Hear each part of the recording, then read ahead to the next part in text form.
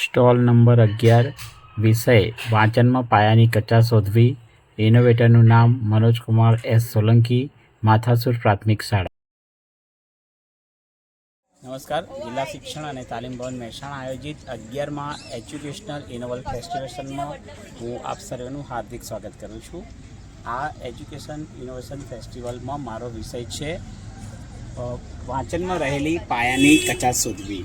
જ્યારે વાંચન ગણન લેખનના આંકડા દર વર્ષે લેવામાં આવે છે ત્યારે આપણે જોઈએ છીએ કે બાળકો વાંચનમાં ખૂબ જ પાછળ રહેતા હોય છે. તેનું કારણ શું છે? એ આપણી સમસ્યા છે કે વાંચનમાં બાળકો ખૂબ જ કચાશ અનુભવે છે. એનું કારણ એ છે કે તે બાળકો ક્યાં ભૂલ કરે છે તે આપણે દર વર્ષે શોધતા નથી અને એમને સતત આપણે લેખન કરાવતા હોઈએ છીએ, પરંતુ તેમની ભૂલ ક્યાં થાય છે તે આપણે શોધતા નથી. મેં આ ઇનોવેશનની અંદર એવું કર્યું છે કે મૂળાક્ષરોથી શરૂઆત કરીને બાળક કયા મૂળાક્ષરની અંદર ભૂલ કરે છે તે બાળક જાતે શોધે છે. આપણે તેની પાસે બેસીને વ્યક્તિગત દરેકનું મૂલ્યાંકન કરવાનું છે અને જ્યાં એ ભૂલ કરે છે તે નક્કી કરી અને તેનું પોતાનું એક અલગ કાર્ડ બનાવેલું હોય છે.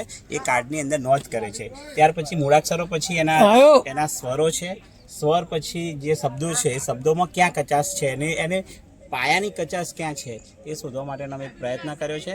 અને એના આધારે દરેક જ્યાં કચાશ છે એ એક અલગ કાર્ડ ઉપર લખી અને એ બાળકને આપવામાં આવે છે. જેના કારણે જે વર્ગ શિક્ષક હોય એને મહાવરો કરાવે છે. એના સિવાય બીજા પણ શિક્ષકો જે છે એ પણ એ કાર્ડના આધારે આખો દિવસ સતત મહાવરો કરાવતા રહે છે. વાલીને પણ આ કાર્ડ વિદ્યાર્થીની સાથે આપણે આપીએ છીએ, જેના કારણે તેમના પણ ધ્યાનમાં આવે છે કે બાળક ક્યાં કચાશ અનુભવે છે. અને સતત આ રીતે આખો દિવસ એ બાળક જ્યાં કચાશ અનુભવે છે તેની માહિતી એને આપવામાં આવે છે.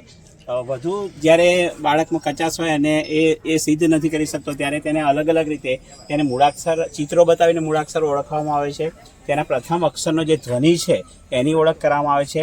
ત્યાર પછી એને મહાવરા માટે જે શબ્દો આપીને એના પર જે અક્ષરમાં ભૂલ વારંવાર કરે છે તે શોધવા માટેની રમતો રમાડવામાં આવે છે.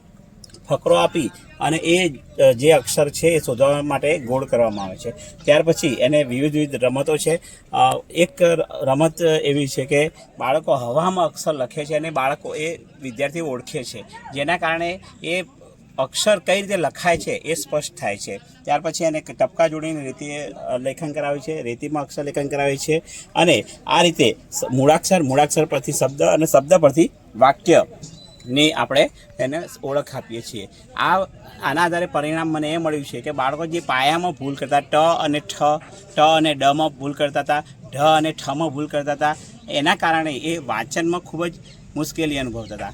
અને જોડાક્ષરો પણ એમને જે જોડાક્ષરો હતા એ જોડાક્ષરો પણ એમને મુશ્કેલી પડતી. શ્ર, ક્ષ, જ્ઞ, ત્ર આ શબ્દોમાં ખૂબ જ મુશ્કેલી અનુભવતા હતા. એનો વારંવાર મહાવરો શબ્દો દ્વારા અને વાક્યો દ્વારા કરાવી અને તેમને આ ઇનોવેશનની અંદર બાળકો સતત સરસ રીતે વાંચન કરી શકે તે માટેનો પ્રયત્ન કર્યો છે.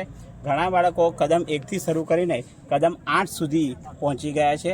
અમારી પાસે આવા કદમ 1થી 8 સુધીના તમામ કાર્ડ પણ બનાવેલા છે.